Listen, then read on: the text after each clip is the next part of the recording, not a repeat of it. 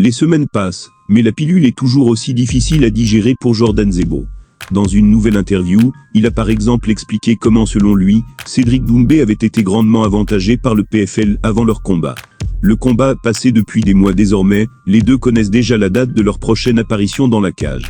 Et pourtant la rivalité entre Cédric Doumbé et Jordan Zebo semble toujours aussi intense. Il faut dire que depuis quelques semaines, ce dernier enchaîne les interviews dans lesquelles il ne dit pas que des choses gentilles sur The Best.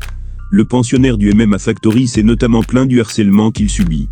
Notamment depuis son KO en 9 secondes, puisqu'il serait régulièrement arrêté dans la rue par des fans moqueurs. Et ce même en compagnie de sa petite amie. Il a également expliqué qu'il ne pourrait jamais être ami avec une personne comme Cédric Doumbé, ni même s'entraîner avec lui. Leur personnalité ne collant vraiment pas. Et lors de son passage sur l'excellente chaîne The Ebby Show, Jordan Zebo est allé encore un peu plus loin. Il a expliqué comment, selon lui, Doumbé avait contourné les règles avant leur affiche au PFL. Visiblement l'ancienne gloire du kickboxing aurait eu droit à de nombreux traitements de faveur de la part de l'organisation. Alors que lui a dû faire sans ses entraîneurs pour la peser et même son entrée dans la cage, Cédric Doumbé aurait eu la chance d'être accompagné de la première à la dernière seconde. Et ce n'est qu'un des avantages dénoncés par Jordan Zebo. Alors que lui a dû faire sans ses entraîneurs pour la peser et même son entrée dans la cage, Cédric Doumbé aurait eu la chance d'être accompagné de la première à la dernière seconde. Et ce n'est qu'un des avantages dénoncés par Jordan Zebo. Enfin, le jour du combat, il y avait en gros toute l'accumulation d'avant, déjà de la semaine. Comment ça s'est passé, que mes coachs étaient un peu à distance lorsqu'ils n'ont pas pu entrer, même pour la peser, ils devaient rester dans la voiture. Ouais. Après là pour la peser, Doumbé aussi il était sans ses coachs, non? Non. Parce que c'était à huis clos il me semble, sur RMC. Normalement. Il avait ses coachs. Et tu penses que c'est important d'avoir ses coachs lors de la pesée? Bah, c'est important parce que tu gardes quand même un contact avec les personnes avec qui tu seras dans le combat et les mots qu'ils vont chercher à te rappeler au moment où tu ressens déjà un peu ce que tu peux ressentir lorsqu'on va faire le face lors du combat. Donc c'est intéressant, c'est un peu la première... le premier contact. Le premier contact. Ouais. Et après, ça c'est la semaine, c'est du détail. Après, il y a le fait que finalement ma copine n'a pas eu les places. Je devais avoir déjà... C'est déjà incroyable que je sois main event et que j'ai droit à que 2 places. Mais en plus, ces 2 places-là, finalement, le PFL ne les a pas données. Ça, c'est aussi des choses qui devaient être négociées peut-être lors de ton... C'était déjà négocié. Ouais, c'était déjà négocié. Donc déjà, c'est une folie que le jour même du combat, on essaie de régler ça. Avant que je combatte. Après, finalement, Fernand a donné ses propres places à ma copine. Ouais.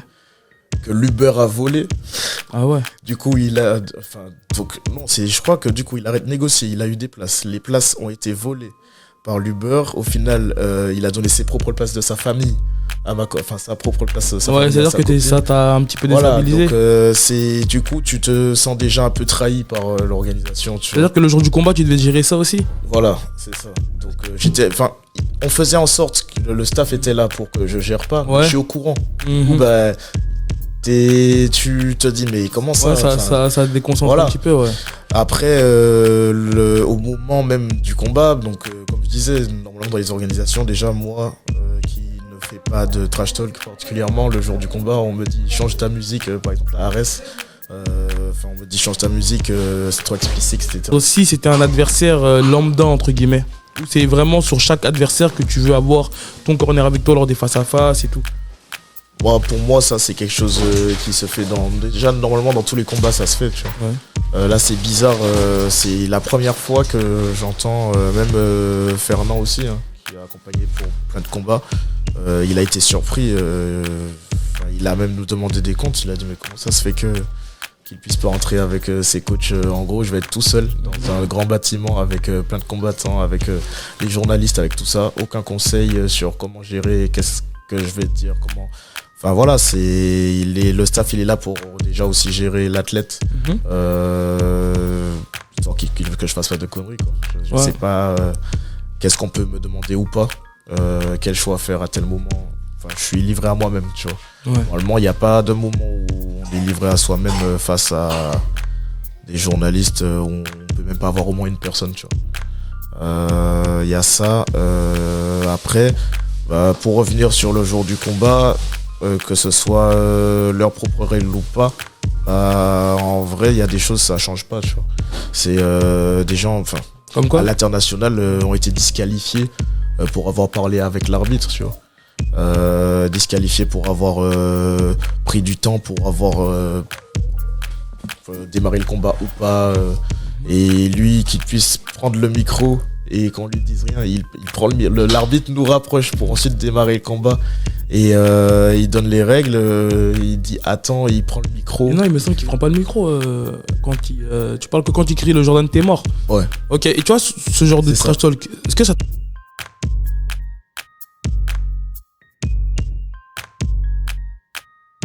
Un peu plus d'un an après, Francis Ngannou n'a clairement pas de quoi regretter d'avoir claqué la porte à l'UFC. Interrogé sur son divorce avec la fédération de Dana White récemment, le Predator s'est fendu d'une mise au point très honnête. Décidément tout sourit en ce moment pour Francis Ngannou. Non seulement il a convaincu pour ses débuts en boxe anglaise, mais son prochain combat contre Anthony Joshua aura lieu dans des conditions encore meilleures que prévues, suite au report du choc entre Tyson Fury et Alexandre Usyk. De quoi mettre davantage de lumière sur le Camerounais, qui s'entraîne dur, pour être prêt le jour J. L'ancien champion des poids lourds va toucher autour de 20 millions de dollars pour son deuxième combat sur le ring, soit le double de ce qu'il avait déjà perçu contre Fury. Avec ça, le Camerounais peut avoir le sourire. Son pari de quitter la grande fédération de MMA s'est avéré payant sur toute la ligne, littéralement. Le PFL le rémunère bien plus que son ancien employeur, et il a pu se lancer dans la boxe au passage. Autant dire que sa situation est pratiquement parfaite, alors qu'on aurait pu craindre le contraire, il y a encore un an de ça, alors qu'il venait de claquer la porte à l'UFC. Tout le monde lui avait promis un avenir des plus sombres. Et si le Predator a su faire mentir ses détracteurs y compris Dana White, il a évidemment connu une petite période de doute, comme il a avoué sur la chaîne YouTube AI Performance. Voilà ses mots, avec l'UFC, on était en désaccord sur beaucoup de sujets. Je pense que la plus grosse erreur de l'UFC a été d'essayer de me traiter de la mauvaise manière. Mais je suis trop têtu pour être maîtrisé. Bien sûr que j'étais effrayé, je veux dire vous avez une grosse organisation, qui a énormément de pouvoir, beaucoup d'investisseurs, et une énorme puissance financière derrière elle. Beaucoup de personnes ont des intérêts dans cette organisation, et vous vous retrouvez dans une position où vous leur faites perdre de l'argent. L'entreprise fera tout pour sauver cela. L'UFC étant la plus puissante organisation de MMA au monde, Dana White et compagnie pensaient pouvoir contrôler le natif de Bastia à leur guise. Mais ça s'est retourné contre eux.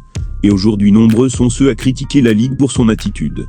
Il y avait d'énormes risques à quitter l'UFC dans ces conditions, mais Francis Ngannou avait déjà relevé des défis bien plus dangereux que ça, et son choix a fini par payer. Il a pu lancer sa carrière en boxe anglaise, tout en étant grassement payé par le PFL.